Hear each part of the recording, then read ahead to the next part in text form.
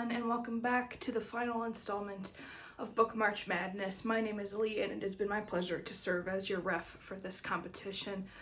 We've made it. This is the championship for Book March Madness. There will be two titles that will go head-to-head for a 48-hour window of voting to see which book will be crowned the champion title of Book March Madness. It has been a tumultuous competition. There have been many cuts.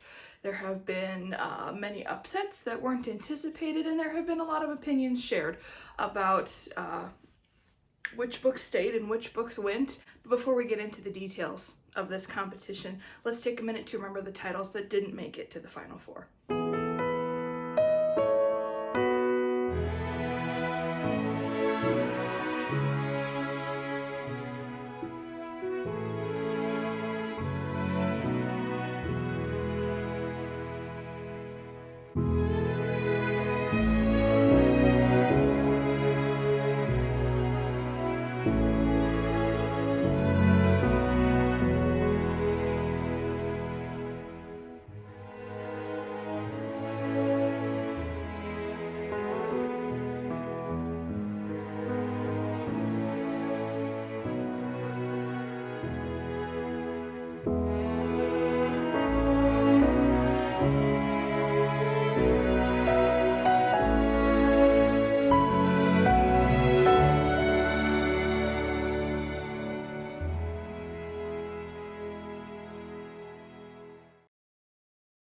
There have been many interesting moments that have happened in Book March Madness, but I wanted to highlight a few that shocked me in this competition.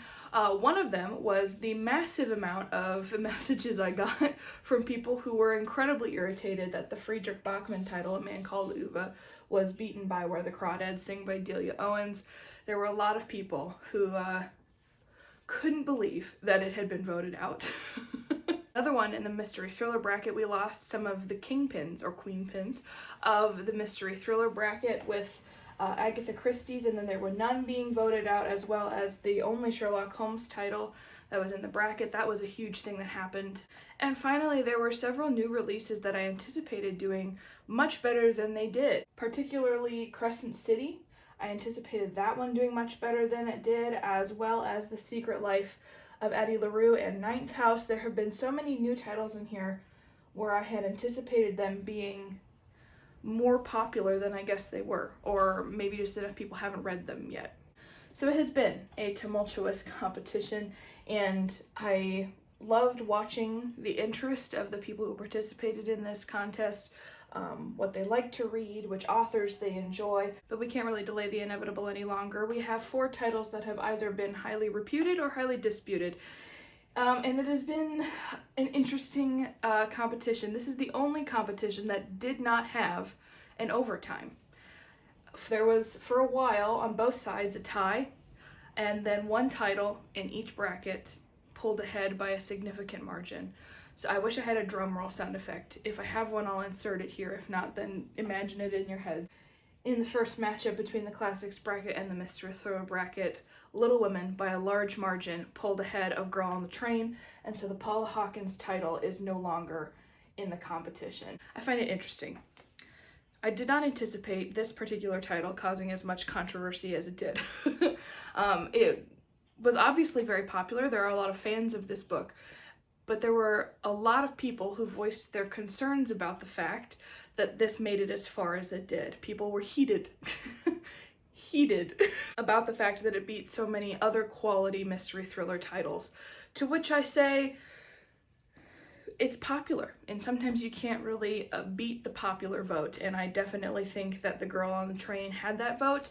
I've no doubt it has to do a lot with the movie. I mean, we love Emily Blunt in this household, but I'm sure that probably has something to do with it. But there were also a lot of people who really liked all of the plot twists in it, and there were almost as many, obviously not as many, but a lot of people who said that it was fairly predictable. They've read better mystery novels.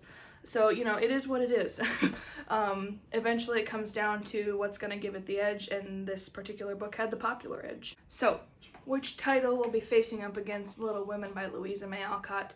This was the closest call, but then even by the last sort of 24 hours of voting, there was a book that pulled far ahead of the other one. So after being in a tie for almost 24 hours, Pride and Prejudice was finally victorious over the Fellowship of the Ring.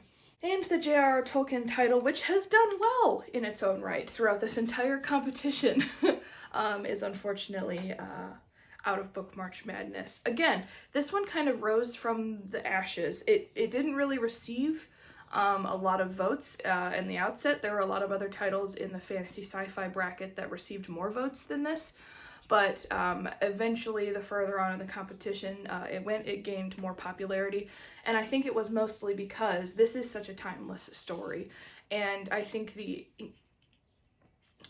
impact, the global impact that Tolkien had in terms of the original trilogy, the movies, and then The Hobbit releasing 5-6-ish years ago, you know, it just keeps repeating. There is so much behind who Tolkien is, and it has such a wide fan base and has impacted so many people's lives, from whether they use it for Bible studies or whether they just use it for inspiration for D&D. I know a lot of people do that. There is just so much that this book has impacted, and it was really nice to watch the people who loved this book. I had a lot of people who, even though they haven't read it, they have watched a movie or understand the influence of this book and wanted to tip their hat to it. And so as the competition went on, it rose in votes until it obviously made it to the final four. It beat out both C.S. Lewis titles, which was a surprise to me. I am a staunch Lewis fan and would have voted for them over Lord of the Rings, but that's my own personal opinion. But it was nice to see one of the two of them make it as far as they did. I kind of view them as sort of the leads in the fantasy sci-fi world. So while this book is much beloved by many people, it unfortunately did not come close to the amount of votes that Pride and Prejudice had. So we will say goodbye to the Hobbits. Which means that we have our two titles that will go up against each other in the championship. I'm going to take a few minutes and get all of this reorganized, and then we will talk about a few more details regarding how the championship is going to work. So here we have our championship. We have our two champions. One will be crowned the ultimate winner of Book March Madness. I also want to give a little bit of a detail because I also found this particular nugget of information very interesting. Little Women. Let's talk about Little Women for a minute. Little Women was the only participant suggested title that made it into the competition, and from that time, it has completely crushed every other book that it has been up against, whether it is a long heralded classic or a new release. It's pretty much steamrolled over everything. To my knowledge, I don't know if that has ever happened in the actual March Madness. But we had one in Book March Madness, which I think is great. A little bit of an underdog, a second chance title that came to the championship. But the other thing that I wanted to mention is that this book has received the most amount of votes out of the entire competition. Not only was it a participant suggested title, but it also received over 220 votes by the time the entire competition was done. It was the most voted for title out of the whole thing. But another interesting fact is that Pride and Prejudice received 195 votes. That's the exact number since the beginning of the title, and it is the second most voted for title in the entire competition. So I don't know if we could have had a better matchup than that, to be honest. The number one and number two most voted for title facing off together in the championship. I know that there will be many people who are disappointed about this fact, but I hope that you will at least put your grudges aside from everything that has happened in the past and give your vote still for which you determine to be the best book out of the two. And for those of you who are ecstatic that the book you wanted to be in the championship is involved, congratulations, you did it. It's here, and now you get to have a hand in deciding which book will be the winner of Book March Madness. So not only will you get to participate in voting for the champion title for Book March Madness, you will also have the opportunity to be entered into a giveaway for the person who correctly predicts the winner. So during the length of the 48-hour voting period, you also have 48 hours to submit your predictions for the title that you think will win Book March Madness. You can do that three ways. You can comment down below on this video. You can send me a direct message on @leighellens library on Instagram, or if you follow me on Facebook, you can comment down below in the post that will be there about the championship title. And like I said, at the end of the 48-hour voting period, those posts will be privatized, so no one can resubmit any predictions and you can't change anything. And all of the people who correctly predicted it, because it's a 50-50 shot on this, so I'm assuming there will be a lot of people, but everyone who correctly predicted the winner will be entered into a random drawing, and the person who wins will receive a fun little Bookish prize package signifying that you're the winner. In that prize package will be a certificate with your name on it stating that you are the winner of Book March Madness, signed by me, personalized by me. I'm really excited for that part. You will also receive a copy of the winning title, as well as a book from your wish list, or just a book you wish to read. And you will also receive a few fun Bookish goodies from some of my very favorite small business owners. Frizzy Editing Lee here. I wanted to shout out very quickly the two small business creators who I'll be featuring in my giveaway. Both of them are exceptional. One I am related to, and the other is a dear friend of mine, but I wanted to quickly highlight their websites so that you can get a gist of what they sell, and I'll walk you through exactly what is going in to the giveaway. This is Firelight Fables. It is run by Casey, who is a distant relative of mine, but these candles are so amazing. They're all non-toxic, made out of coconut and peach wax. All of them are fantasy inspired. Think magic, dark woods, D&D, all of it rolled into one. Her Wizarding World Spring Collection just came out.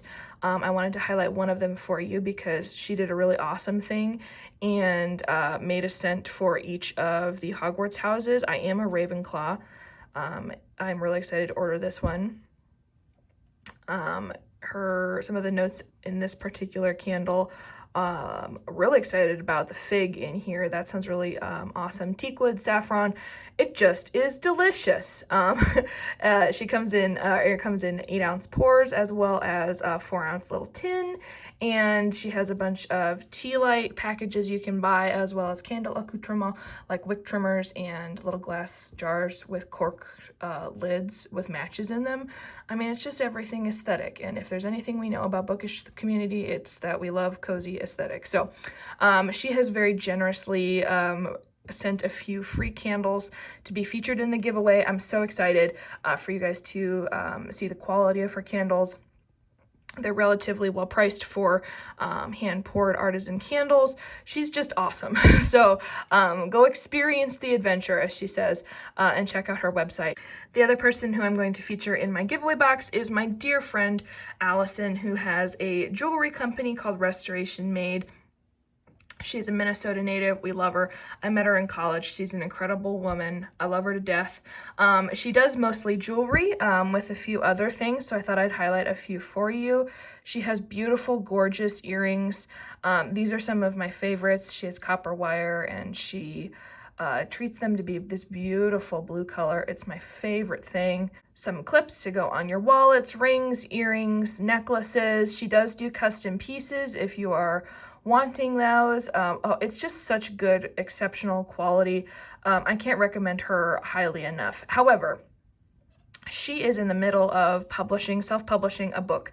And as part of her fundraiser for doing that, because it is expensive, she is making some new bookmarks to help fundraise for that. And she very generously is going to include a few in the giveaway box. They're really awesome. I will hopefully have some pictures of those to put on the Instagram post highlighting everything that'll be in the giveaway. But she is a wonderful, wonderful lady. And I'm really happy that she allowed me to have some of her material to share with you guys. As I said, both of these women are wonderful. They are incredibly talented, wonderful creators, and I can't wait to feature them. I hope you guys will enjoy their products. Even if you don't win Book March Madness, please go shop their stuff.